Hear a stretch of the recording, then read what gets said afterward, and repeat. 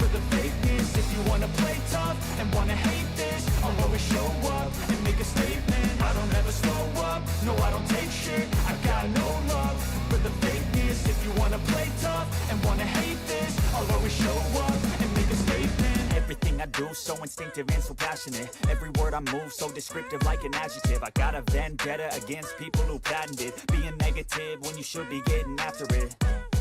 I got facts over tracks, this and that, spitting slow, spitting fast. I could roast, I could gas, think I'm okay at last, but I don't know if that can erase all the past. And the pettiness, a reflection of the emptiness. Hilarious, you think you're worth my time, you're delirious. Mysterious, because you hide behind a fake exterior. Inferior, you know I'll always be a bit superior. Get off of me, this ain't no humble brag. I want you to hear words, you can say them back. I want you to feel free from the chains at last, and to believe in what you got, it was built to last, yeah. Now that I've been put through hell, I never got anyone's help. I had to do it all myself.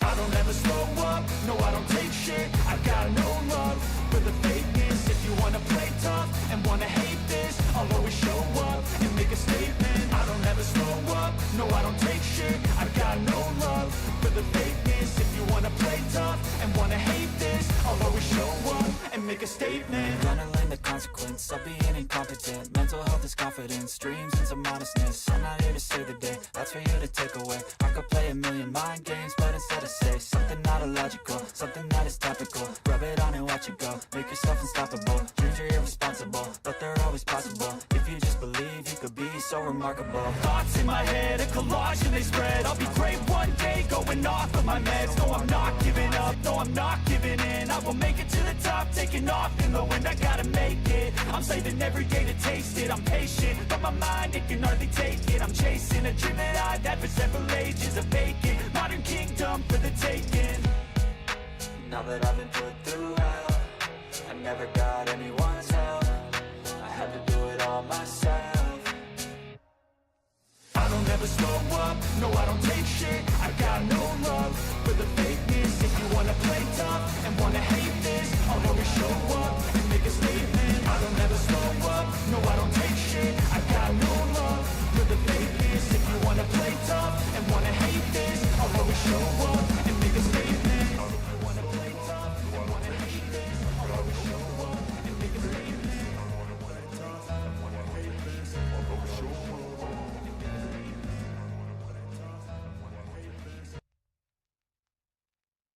I don't ever slow up, no I don't take shit. I got no love for the fakeness. If you wanna play tough.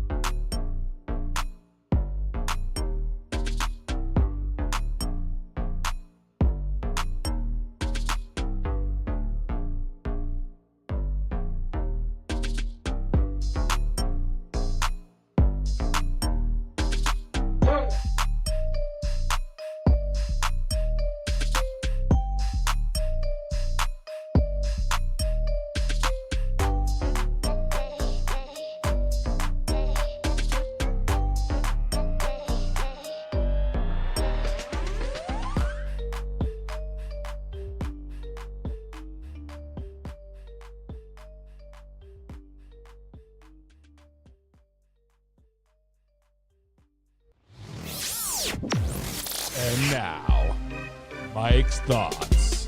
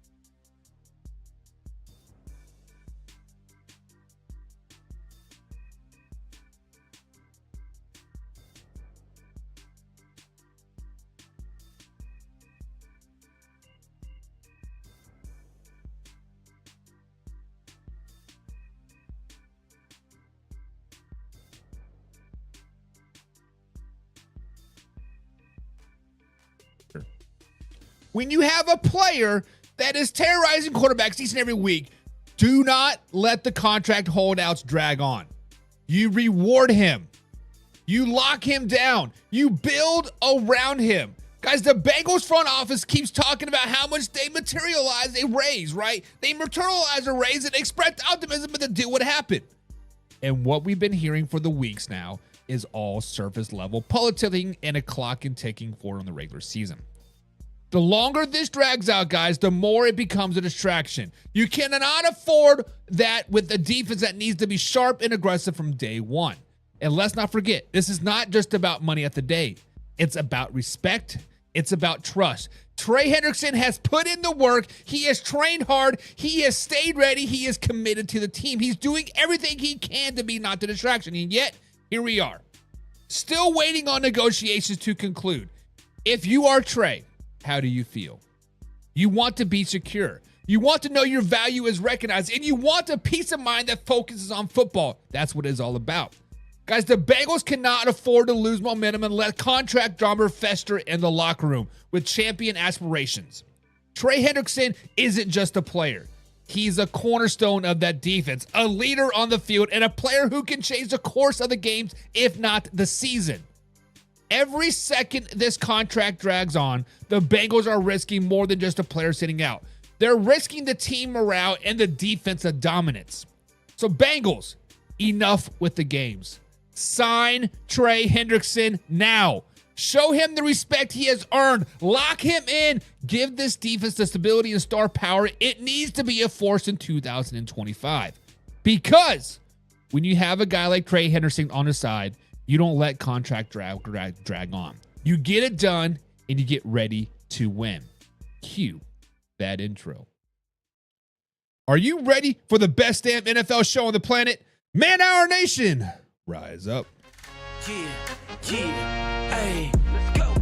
Hitting that gridiron, we going hard, we running the plays. You know the vibe, only the strong survive. Gotta keep your head in the game. Talking NFL, uncut, straight raw, steady bringing that sauce. We about to take off, get it hype. This man, our sport talk. Yeah, from the quarterback to the lineman, everybody bringing heat. You don't really wanna try them. Hey, who gon' win? It's a battle of the giants. This show is the flyest. Nobody can deny it. This is Man Hour. Sport Talk. Man Hour. Sport Talk. What team you reppin'? We keep it interesting. Who caught another down? Who got that interception? This is Man Hour. Sport Talk. Man Hour. Sport Talk. What team you reppin'? We keep it interesting. Who caught another down? Who got that interception? Let's go. What is up, Man Hour Nation? Michael Buckhatcher here with the Man Hour, guys. Welcome to Man Hour NFL Talk, your go-to spot for live, raw, uncut NFL talk, guys. Before we get too carried away, let's dive into the action. Let's hit up. Check out manhourradio.com, guys. Check out manhourradio.com. That's where you can grab all your exclusive merchandise. Check out our latest blogs and stay up to date everything what we're doing over here at the Man Hour. So if you're repping the Man Hour, guys, that's the place to do it. Do not hit the like button, share button, of course, subscribe down below. This is a live interactive show. I want to hear your comments, hear your thoughts, and your hottest of the hottest takes, because I'm all about conversation at the end of the day. But guys, wait, there's even more. You become a pigskin pundit. Hit the subscribe button down below. That's our members-only community where you get free entry into all of our weekly NFL Pick'em giveaways, our exclusive merch, and of course giveaways as well. And you get access to the afternoon drives, our pigskin-only live streams. So guys, I am all combobbled today because I am excited because we're talking about the AFC West, baby. We are talking about arguably one of the best divisions in football. That is the LA Chargers. That is the Kansas City Chiefs. Put some respect on their name. The Denver Broncos trash. And of course, the Las Vegas Raiders. But guys, before we get too carried away into today's show, let's welcome some people into chat. Let's welcome my man Alpha Rob. Says, Buck, fix your damn mic, brother. Sorry, Rook. Sorry, man. I'm rookie mode. Rookie mode. It is hump day. I'm excited. Tomorrow's preseason. I was flustered. No, actually, I was jamming out to some Tech 9 before. I was, dropping a little freestyle, pick, and I don't want you guys to hear it, just in case. But yeah, I do got the mic unmuted now, guys. I will re-record that opening rant, and then I'll obviously post it over there on youtube.com/man, and of course facebook.com. Over there on the red team and the blue team, we get it up there as well. Then we got my man Derek in the chat today. What's up, Derek? We see you, big man. Derek is a Las Vegas Raiders fan, so guys, feel sorry for Derek. Feel sorry for Derek because he's going to have a long year. Derek's going to have a long year, and I'm going to be sitting here. I told you so. I told you so. I told you so. Actually, Derek, when we talk about the Las Vegas Raiders, there is going to be some shocks.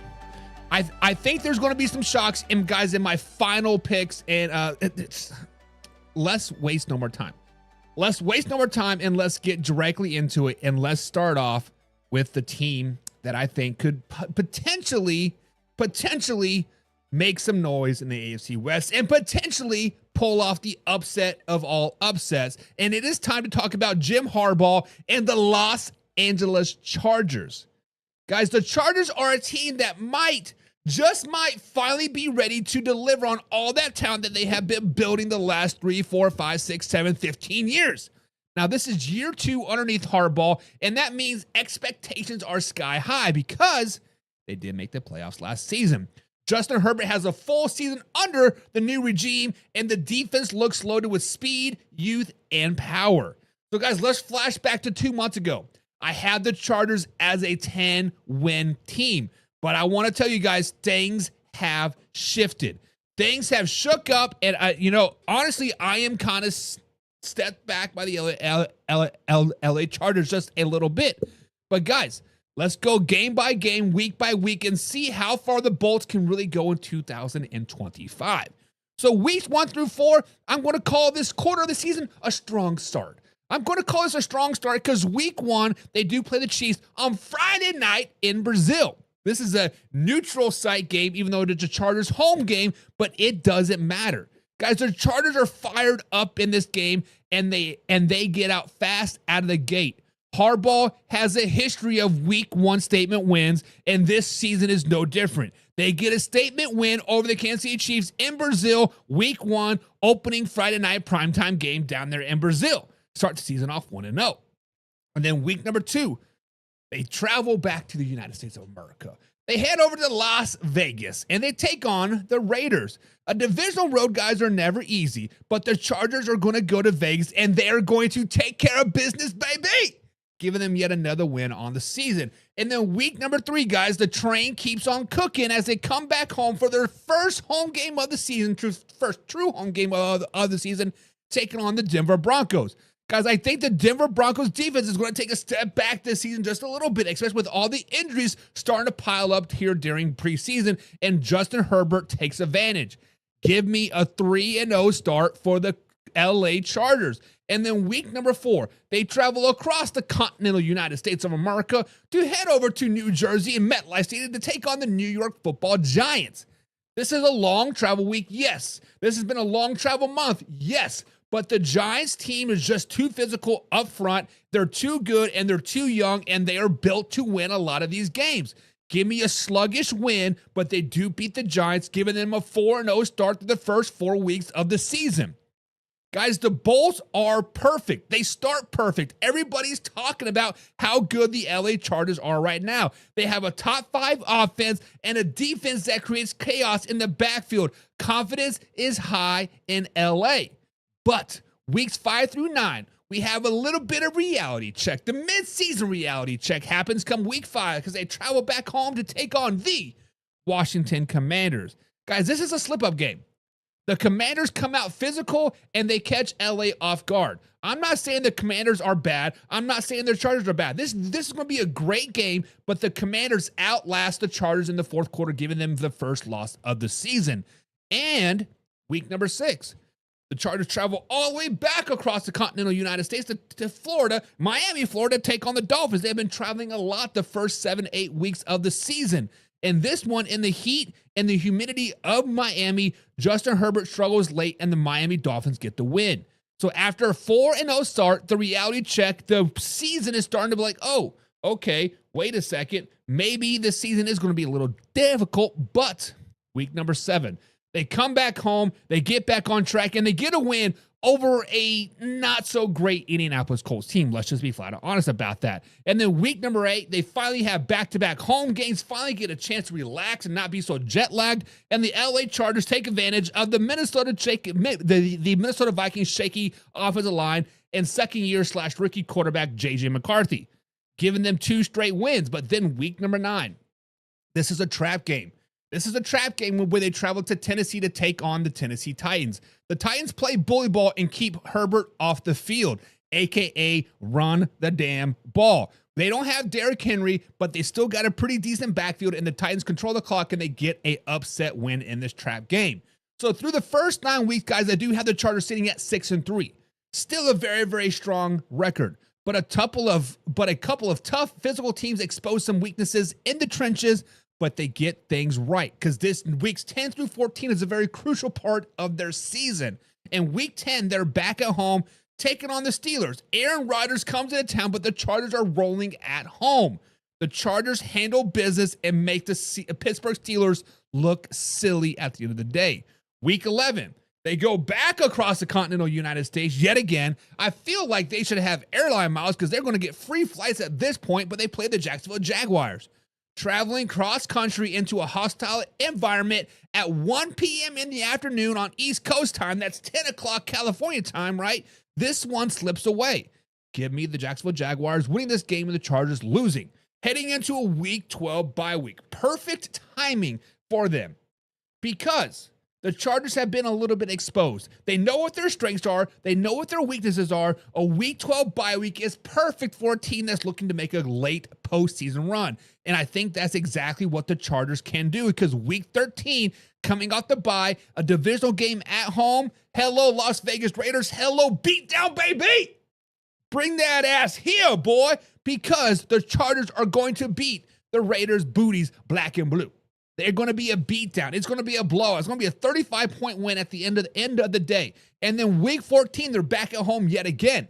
I believe this is a Monday night game. This is a statement game. The Philadelphia Eagles come into town, and the Chargers overwhelm a team that has taken a step back defensively. That's right. You heard it here first. The Eagles will take a step back this season, and the Chargers do beat the Philadelphia Eagles in week 14.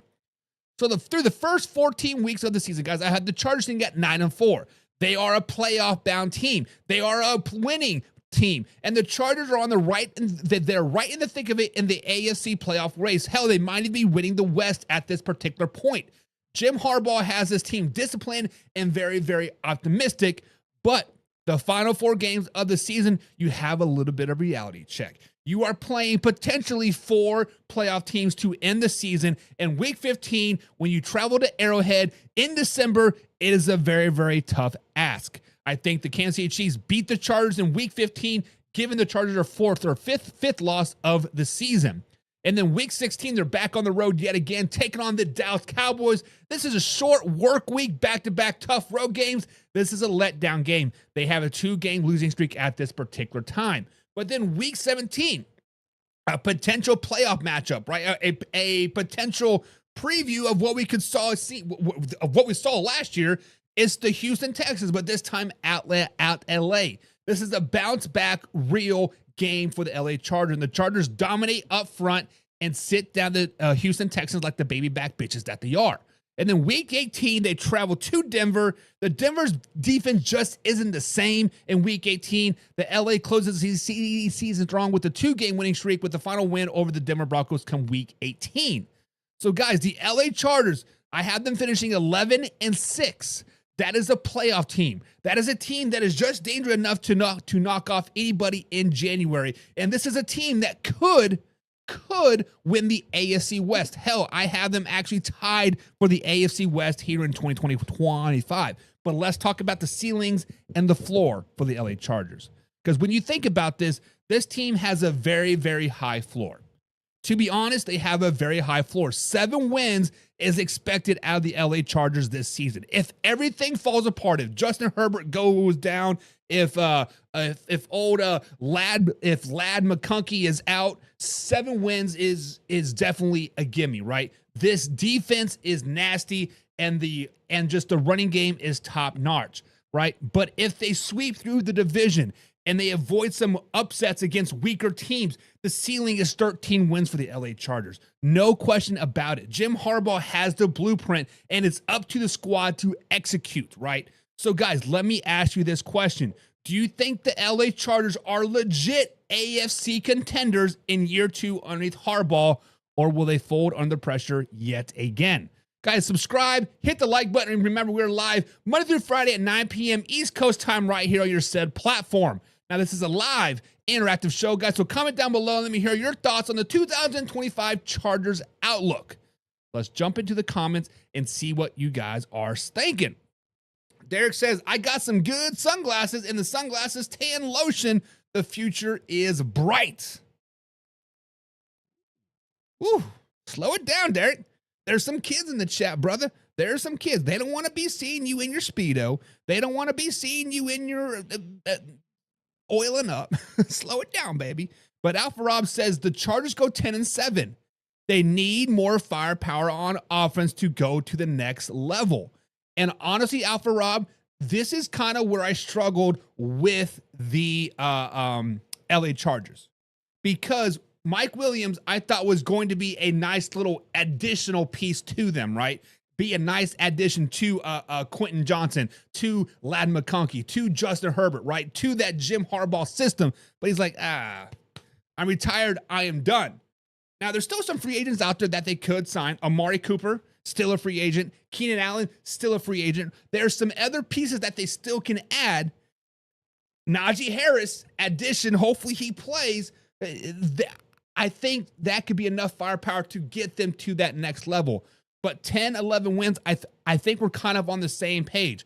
Now, the 13-win ceiling, everything has to click. Justin Herbert has to be a top 5 quarterback. Najee Harris has to be 100%. The receiving core has to catch balls, right? It just will it is. It is what it is. Pigskin Pundit, John is in the chat. What's up, John? Pigskin Pun. Get you some. He says, what up, what up, what up? What's up, John? Hope they have a good old day. And Alpha Rob says, Gabe Davis is still out there as well. I forgot about Gabe Davis. Why has nobody signed Gabe Davis yet? Oh, because he's not that good. There's a reason why he's been released by the Jaguars, right? He signed that big lucrative deal. Jaguars like, see ya, buddy. We don't want you. But yes, Gabe Davis is still out there. And Gabe Davis is not a number 1 receiver, but he would be a good additional piece. A number 2, number 3, potentially a number 4 guy. You never really know where Gabe Davis slides in. But yes, he is definitely would make a difference, right? Derek says Adams might want to get away from Jimmy G. We will talk about the NFC North and the Rams next week. But yes, if you guys did not hear, Devontae Adams says, hey, I don't like you, Jimmy G. He flat out said it. But guys, the truth is that I think the Chargers are going to be a very, very good team. But guys, it is Wednesday, and every Wednesday we do a thing called Cold Hard Facts. And let's get into the cold hard facts of the LA Chargers. That's right, guys. Some cold hard facts, guys. We cut through the BS, and I tell you what the cold hard facts are all about. And the truth is, guys, the cold hard facts for the LA Chargers is if Najee Harris is not ready by week 1 against the Kansas City Chiefs, the Chargers are in trouble. Period. Guys, let's just be honest. Let's be honest about this. This isn't just about a running back missing the game. This is about Jim Harbaugh's entire offense identity. The Chargers didn't sign Najee Harris to be a flashy. They signed him to pound the damn rock, control the clock, and take pressure off of Justin Herbert in key moments. But right now, the whole plan is hanging by a thread or by an eyeball. Let's just be honest, guys. Najee is still on the NFI list, sidelined with an eye injury from a firework mishap back on July 4th. Yep, fireworks. He hasn't seen a rep all camp long. He is not active, and if he's not active before the final cuts, he's out for at least the first 4 games of the regular season. That means no Najee Harris come week 1 in Brazil versus the best team in the NFL, the Kansas City Chiefs. That is a massive problem. Why? Because without Najee Harris, the Chargers have to lean on heavily on the rookie Omar Hampton. And don't get me wrong, Hampton is promising. He is strong, he's quick, he plays the edge. But are you trusting a rookie to be a tone setter against the Kansas City Chiefs and Chris Jones in that nasty front seven under the international spotlight? Slow it down, baby. That's asking for a lot, maybe a little bit too much. Guys, this week one game has always been physical, and it's going to be all about who controls the line of scrimmage. And now, the Chargers may be entering without the battle with their battling Ram. So let me be very, very clear about this. Guys, if Najee Harris does not suit up, the entire offense balance shifts. Herbert's going to have to air it out more than Jim Harbaugh wants, and that plays into Kansas City Chiefs' hands. The Chiefs want it to turn into a shootout. They want Justin Herbert to drop back. They want Chris Jones to go put that baby back bitch in the dirt, and they've done it before, and they'll do it again. Guys, if the Chargers can't run effectively early in the game, it could be a long, long night in Brazil. So the hard facts of the LA Chargers, guys, is Najee Harris has to be on the field for them to win 11, 12, 13 games this season. If Najee Harris is out week one, you guys down below, do you trust Hampton to carry the load, or should the LA Chargers make a late move to pick up a veteran running back? Because they still got Zeke, right? So, guys, those are the cold, hard facts. Cold, hard facts. Boom, boom, boom, boom, boom, boom, boom, boom, boom, boom, boom, boom, boom, boom.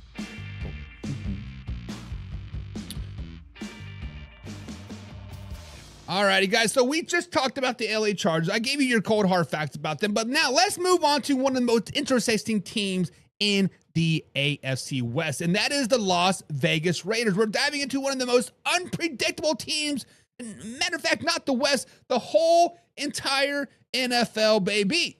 Guys, the Las Vegas Raiders, it is time to break down their full 2025 schedule and predict the wins and losses, and I'll say it right now. 2 months ago, I had this team as a not very good team. Fix, camera, fix. I had them as a 5-win team, actually, average at best. But after watching training camp, after getting a good look at Geno Smith leading the offense, I think they might be building something there. I think they might be building something in New York. In Vegas. I like what Pete Carroll's doing.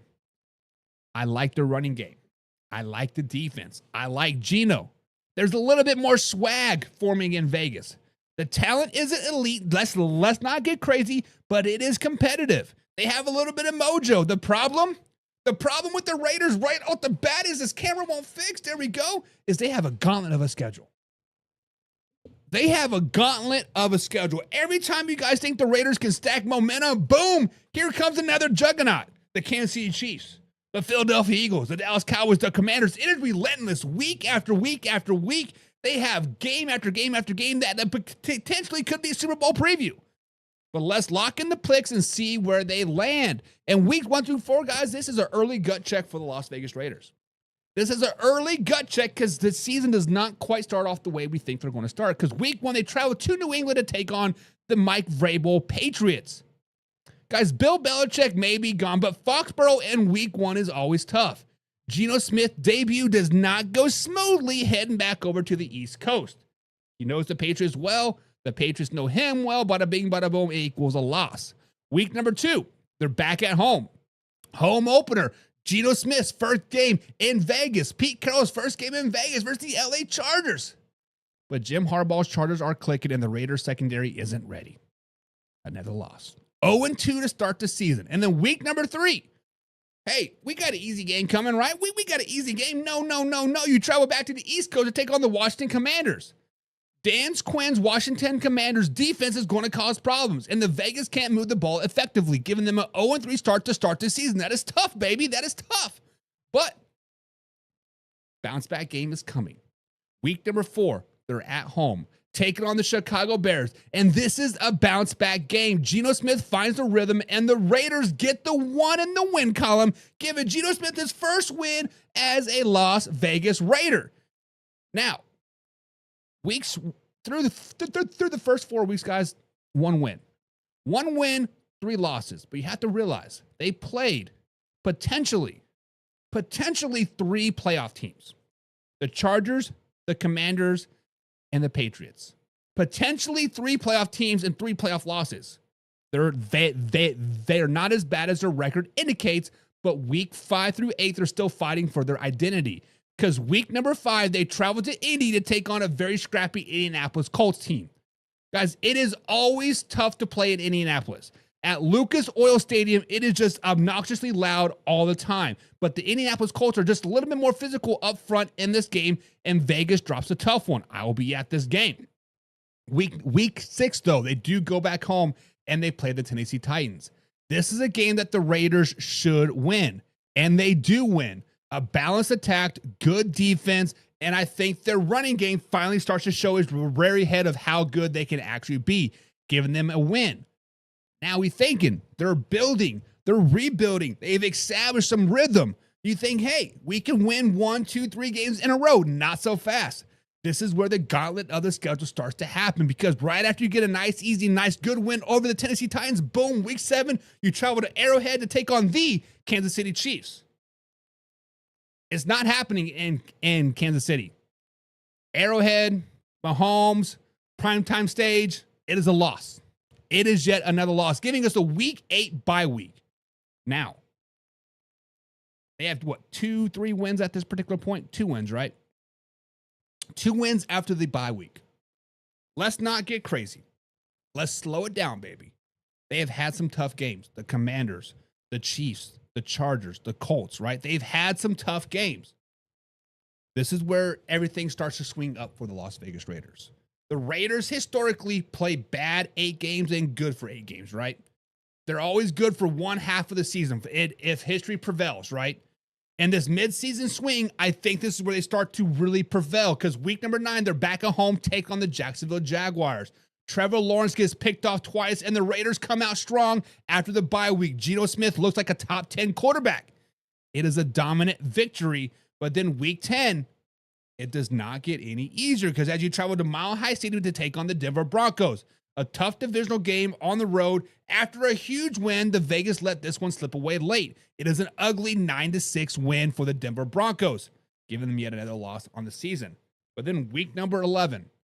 Week number 11, this is big upset alert week. Circle week 11, because when the Dallas Cowboys come to town, the Las Vegas Raiders are going to upset the Dallas Cowboys. The Raiders have just enough on both sides of the ball to upset the Dallas Cowboys. This is a Dallas Cowboys team that's a very, very good Dallas Cowboys team. A Super Bowl caliber Dallas Cowboys team. That's a huge upset. And that momentum finally carries over to week 12 as they're back at home yet again, taking on the Cleveland Browns. By week 12, the Cleveland Browns quarterback situation has yet to stabilize. The Vegas Raiders take advantage and they win. Max Crosby could have 5, 6, 7 sacks in this game alone. But the gauntlet of the schedule rears its hairy head yet again, because week 13, they travel to Los Angeles to take on the Chargers. The second meeting, and the Chargers are still the better team. The Chargers sweep the season series, giving the Raiders yet another loss. Now, weeks 14 through 18 is a very, very tough finish. They have a potential to win 5 games, but this is a gauntlet of a schedule. They start off week 14 at home, taking on the Denver Broncos, and the Raiders do get revenge, and they beat the Denver Broncos at home, splitting the series. Then week 15, they travel to Philadelphia to take on the Philadelphia Eagles. They have no shot here. The Philly dominates in the trenches. They dominate from the snap to the last snap. The Raiders should just probably forfeit this game. It might be better off. Week 16, travel to Houston to take on the Texans. The Houston Texans got talent, but the Raiders grind this one out in a surprise win with another upset win of sweeping by sweeping Texas teams by beating the Cowboys and the Texans in week 16. Week 17, they're back at home, and Vegas just comes out flat. They just come out flat versus the New York Football Giants. They are ready to pack away this season, even though they still have playoffs. They're still in that playoff hunt. They have 7 wins. They win the final 2 games of the season. They're in the playoffs, but they come out flat. It's a trap game, and they pay for it. The Giants win, knocking them out of playoff contention, and then giving them a week 18 home game versus the Kansas City Chiefs. This game will get flexed to the 1 o'clock game because it won't matter, but the Kansas City Chiefs are still playing for a little bit of playoff position seeding. The Raiders can't can't hang and they lose. So, guys, I do have the Las Vegas Raiders improving to 7-10 this season. 2 months ago, I had them as a 5-win team. This team has shown signs of life during training camps. Geno Smith has been better than expected. The locker room is buying into Pete Carroll's system. They're not elite, but they are scrappy, and they're dangerous if they get overlooked. Their schedule just sucks. They have a gauntlet of a schedule. Now, the floor for the Las Vegas Raiders, I think, is 5 wins. I think no matter how bad they play, they can still get 5 wins. They should be able to beat teams like the Browns, Titans, and Broncos at least once. But if things truly click, they will upset a team like the Kansas City Chiefs. They will upset a team like the Chargers. They will upset a team like the Eagles or the Commanders. Guys, the ceiling potentially is 10 wins for the Las Vegas Raiders. That is a wide range for this squad. They could be a losing team or they could be a winning team. They could be a first overall pick or they could be a playoff team. That is a wide range for Geno Smith and the Las Vegas Raiders. But guys, the question for you guys down in the chat below, what's the Raiders' true ceiling this season? Are they actually building something or are they stuck in neutral? Guys, subscribe, hit the like button. Remember, this is a live interactive show, Monday through Friday at 9 p.m. East Coast time right here at said platform that you're listening to us on. Now, like I said, this is a live interactive show, so let me get into your comments and see what you guys are all talking about. Unjudged Charger will be 9-8. I must admit that one. Sorry. Stick with what they got. Alpha Rob says, whoa, slow down, baby. The Raiders are 6-11 team. They still the worst team in the AFC West. Alpha Rob, I see your Raiders, and I'm going to raid you the Broncos. But we'll see. We'll see. Derek says, when we win, he says, let me be clear. When we win, we can say we beat everyone that mattered. They're going to go 13-4, says Derek. Derek says the Raiders will go 13-4 this season. Derek, who are your 4 losses? Who are your four losses? Because if you say you're going to sweep the division, that's tough, baby. That is tough. If you say you're going to beat a team like the Commanders and the Eagles, that's tough. Who are your 4 losses? Because me personally, I think you guys got a gauntlet of a schedule. Play the Chargers twice. You play the Commanders. You play the Colts at Indianapolis. If it was a home game, that should be an easy win, right? You play the Chiefs twice. You play the Cowboys. You play the Eagles. You play the Texans. You play the Giants. You got a tough schedule. Got a tough schedule. And Angie's in the chat. What's up, Angie? She says 8-9 for the Las Vegas Raiders. That's tough, baby. That is tough. But guys, what are you guys' thoughts? Post them down below. Let's get into the cold hard facts for the Las Vegas Raiders. All right, guys. So the cold hard facts for the Las Vegas Raiders is pretty cut and simple. Max Crosby is the default general manager. Max Crosby is the owner. Max Crosby is the coach. Max Crosby is the best player on the team. No, seriously, guys. If you have not been paying attention to how things have played out over the past few months, it's obvious who holds the true power inside the Las Vegas Raiders building. It's not Pete Carroll. It's not the ownership. It's not the general manager. It's not the front office. It's Max freaking Crosby. Let's start with the headline story. Kristen Wilkins gone, cut loose, released, out. Why? Not because of the foot injury. Do not get that twisted. Not because of the foot injury. It is because allegedly, he leaned in for a kiss and kissed Max Crosby on the forehead. The buzz is it was a playful moment, depending on who you ask. But one clearly did not sit well with someone in the room. Allegedly, Max Crosby himself. They said it was a $100 million man. That moment sparked an HR complaint and a total investigation. The next thing you know, the man with the $110 million contract, $84 million guaranteed is out the door like yesterday's trash. And this isn't about the kiss. Let's just be real. Wilkins was already on rocky ground with how he was handling the rehab for his foot injury. The Raiders voided the remaining $35.2 million of his deal when they even cut him. But if you don't think Max Crosby had his hand in this, or at least the dominoes falling, you haven't been watching closely enough. So let me be clear for the people in the back. Max Crosby is not the problem. The problem is the only consistent voice in the building. He is the only leader in the building. He is the owner, the general manager, and the best player on the team.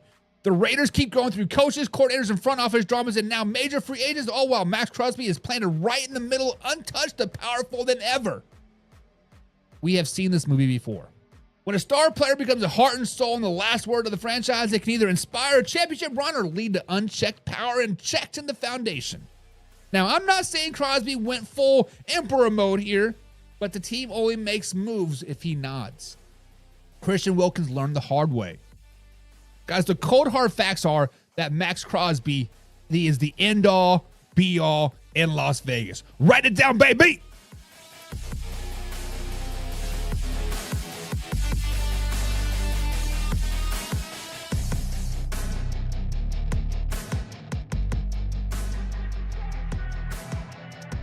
All right, guys, so let me hear your thoughts about this. Is Max Crosby the end-all, be-all in Las Vegas? Is he the man, the myth, the legend? Is he the emperor? Is he the Greek god? Let me know, guys. Let me know. Derek says he put a kissing booth in the shower. What? Is that true? My man said, let's go to the shower and kiss. Now, guys, do not get it twisted. This is the same Christian Wilkins when he was back in Clemson that put a finger in the booty hole. In the middle of the football field on national television, he tackled a guy, boop, finger in the booty hole. Watch it. Go look it up. Christian Wilkins, Clemson, finger in the booty hole. Look it up. Alpha Rob says, not surprised by Wilkins. He also had the ball grabbing problem when he was with the Finns. Listen, the man's freaking weird.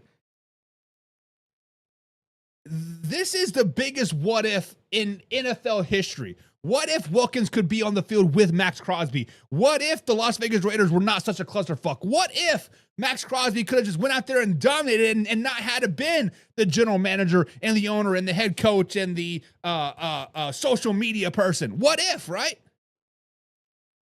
At the end of the day, guys, Max Crosby is the end-all, be-all in Vegas. That's just the way it is. That's just the way it is, baby. But now, let's talk about the team that's been running the AFC West for a while. No. Let's just be real. They've been running the entire NFL for the past half decade, and that's the one and only Kansas City Chiefs. But guys, when we break down the 2025 schedule, here's one thing that's been sitting on my mind. Is the grind of the last 5, 6, 7 seasons starting to catch up with the Kansas City Chiefs?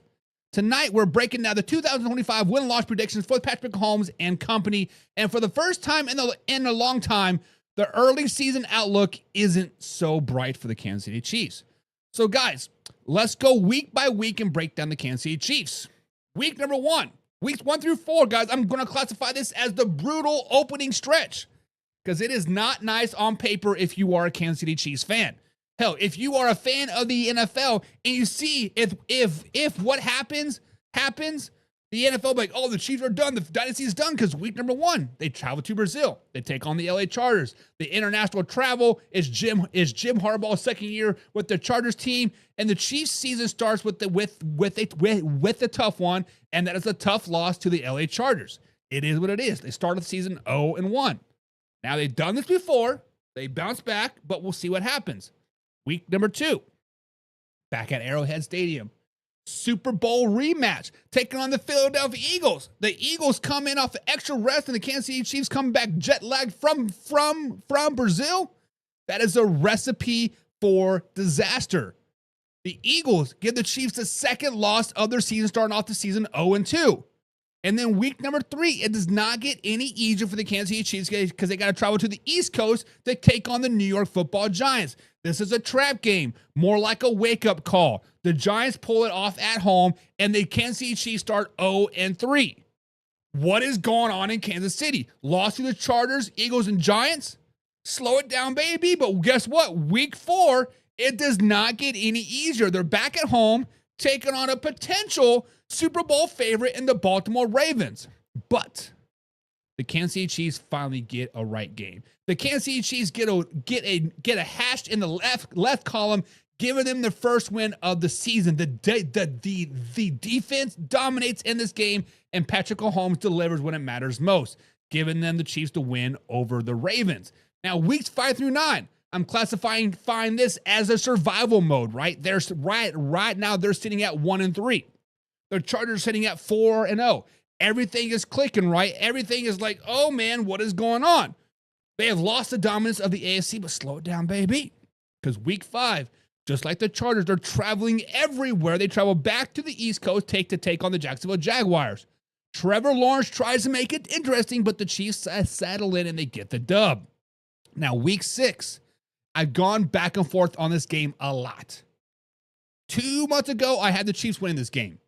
Last week, I had them losing the game. This morning, I had them winning the game. But today, I'm finally putting pen to paper. Week 6, the Detroit Lions come into Arrowhead Stadium, and the Chiefs lose to the Detroit Lions.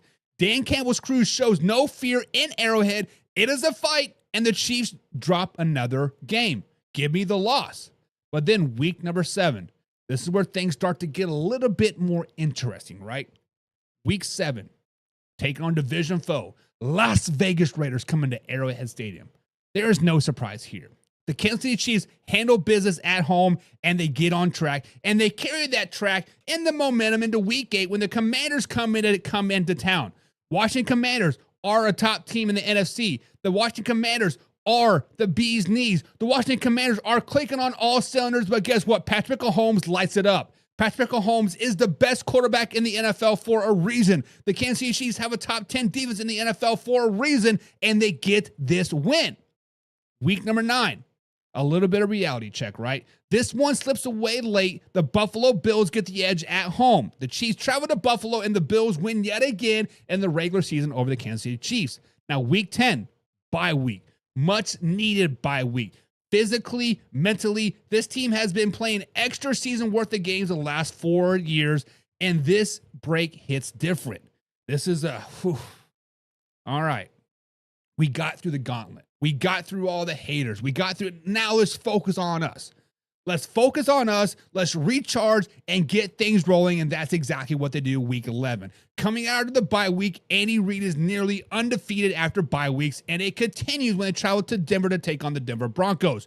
Sean Payton has them competing, but the Kansas City Chiefs are back in rhythm. The Kansas City Chiefs dominate the Denver Broncos at home. And then week 12, at home, take on the Indianapolis Colts, a potential trap game, but Mahomes avoids the slip and the defense locks up, giving them 2 wins in a row. And then week 13, Thanksgiving Day, when they travel to Dallas to play the Dallas Cowboys on Thanksgiving afternoon.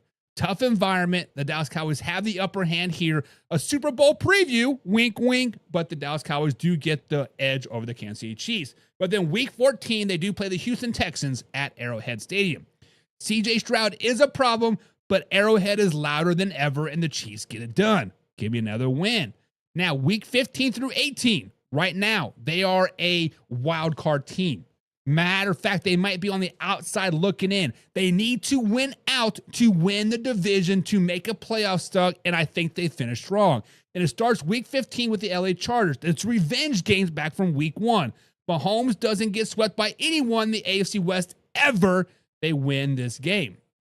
Week 16, they travel to Nashville to take on the Titans. I'll be at this game. December football for the Kansas City Chiefs. They get things done, and the Tennessee Titans are wore down by halftime. Give me the Chiefs win this one as well. Week 17, they're back at home. Divisional matchup, take on the Denver Broncos. The Kansas City Chiefs dominate late season games. The Broncos do not have a chance. And then week 18, on the road, taking on the Vegas Raiders. We could be seeding on the line. The Chiefs show up and handle it. They get the win. So, guys, I think the Kansas City Chiefs finished the regular season 11-6. That is enough to stay in the mix in the AFC West, but it is not dominant. And that's the cold, hard truth. The truth is that the extra games are starting to catch up with the Kansas City Chiefs, and the Chargers are starting to catch up as well. 2 months ago, I had them locked in as a 12-win team, but flipping the Eagles game and the Lions game made the early differences. Coming back from Brazil, that is a tough turnaround. They start slow, and that start slow should cost them some playoff seeding, but we'll see. Now, when we talk about floors and ceiling for the Kansas City Chiefs, the floor for this team is 9 wins. I think no matter how bad they play, they're still a 9-win team. Even tired, banged up, Mahomes guarantees you a winning season. Period. End of story. Now the ceiling. This team could still win 14, 15 games. If they come out hot and they flip those early season games versus the Chargers, versus the Eagles, versus the Lions, you're looking at a number 1 seed contender yet again. So guys, let me say this again. If the Kansas City Chiefs start slow, do not panic. We have seen this script before. The Chiefs sleepwalk early, they get doubted, and then boom, another Super Bowl run, baby. So guys, question down below. The question for the people down there in the chat, you guys, do you think the Chiefs' championship window is still wide open, or have they finally starting to see the toll of those late, deep playoff runs? Guys, hit the subscribe button, hit the like button. Remember, we're live Monday through Friday, 9 p.m. East Coast time right here on said platform. Now, this is a live, interactive show, guys, so comment down below your thoughts on the 2025 Kansas City Chiefs outlook. Let me jump into the comments. Let's see here. Angie says the Chiefs win the division. Again, Angie, right now, I have the Chargers sitting at 11-6. I have the Kansas City Chiefs sitting at 11-6. It is going to come down to the tiebreaker. It is going to come down to like opponents' schedule. And right now, the Kansas City Chiefs do edge out the Chargers because of the tiebreakers. Bada bing, bada boom. Yes, another divisional win. Alpha Rob says 12-5. I don't think they get those lucky bounces. And Alpha Rob, I think you are correct. Was it last year? Was it last year or 2 years ago? The seasons are starting to run together when they were undefeated, right? When they blocked the field goal against the Broncos. When old mustache boy from the Raiders, what is his name? I'm forgetting his name. Derek, help me out. Your quarterback from Purdue. When he fumbled the pass, right? It just the Kansas City Chiefs got lucky last season. The ball bounced their way a lot of the times. You were 100% correct, Alpha Rob. I will give you that. They definitely had the ball bounce their way a lot. Now, this season, they may not be so lucky. But we'll see. We'll see. We'll see. Derek says, I'll give them 9 wins if healthy, at least. And he says, goodbye, Andy Reid. So Derek says they'll get lucky to get 9 wins. If they stay 100%, if Rashid Rice stays out of jail, if Xavier Worthy stops banging his head on the goalpost, if Patrick Mahomes stays upright, 9 wins for the Kansas City Chiefs. But on the flip side, Derek says if they don't stay healthy, Andy Reid's getting fired. Fired, retired, whatever, forced out. Goodbye, Andy Reid. That is tough. Aiden O'Connell. There you go. AOC. Thank you. Thank you, Derek. But come on. Fire my man, Andy Reid. Fire my man, Andy Reid. Somebody get your boy.